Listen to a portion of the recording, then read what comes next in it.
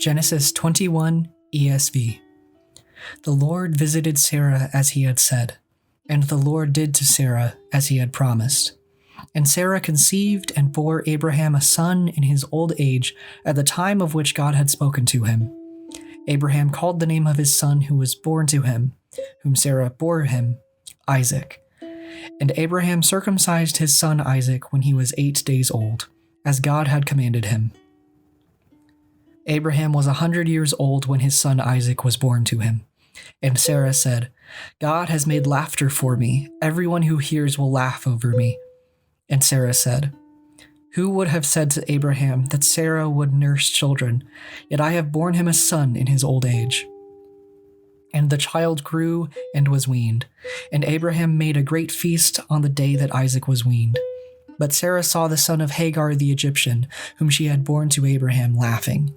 So she said to Abraham, Cast out this slave woman with her son, for the son of this slave woman shall not be heir with my son Isaac. And the thing was very displeasing to Abraham on account of his son. But God said to Abraham, Be not displeased because of the boy and because of your slave woman.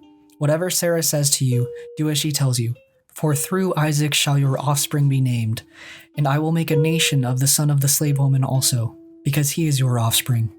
So Abraham rose early in the morning and took bread and a skin of water and gave it to Hagar, putting it on her shoulder along with the child, and sent her away.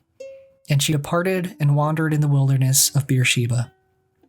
When the water in the skin was gone, she put the child under one of the bushes. Then she went and sat down opposite him a good way off, about the distance of a bowshot, for she said, Let me not look on the death of the child. And as she sat opposite him, she lifted up her voice and wept. And God heard the voice of the boy. And the angel of God called to Hagar from heaven and said to her, What troubles you, Hagar? Fear not, for God has heard the voice of the boy where he is. Up, lift up the boy and hold him fast with your hand, for I will make him into a great nation. Then God opened her eyes, and she saw a well of water. And she went and filled the skin with water and gave the boy a drink. And God was with the boy, and he grew up. He lived in the wilderness and became an expert with the bow. He lived in the wilderness of Paran, and his mother took a wife for him from the land of Egypt. At that time, Abimelech and Phicol, the commander of his army, said to Abraham, God is with you in all that you do. Now therefore swear to me here by God that you will not deal falsely with me, or with my descendants, or with my posterity, that as I have dealt kindly with you, so you will deal with me and with the land where you have sojourned. And Abraham said, I will swear. When Abraham reproved Abimelech about a well of water that Abimelech's servants had seized, Abimelech said, I do not know who has done this thing. You did not tell me, and I have not heard of it until today. So Abraham took sheep and oxen and gave them to Abimelech, and the two men made a covenant. Abraham set 7 ewe lambs of the flock apart. And Abimelech said to Abraham, What is the meaning of these 7 ewe lambs that you have set apart?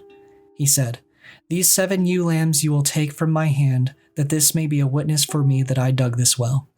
Therefore that place was called Beersheba, because there both of them swore an oath. So they made a covenant at Beersheba. Then Abimelech and Phicol, the commander of his army, rose up and returned to the land of the Philistines.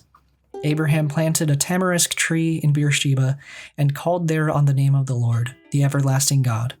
And Abraham sojourned many days in the land of the Philistines.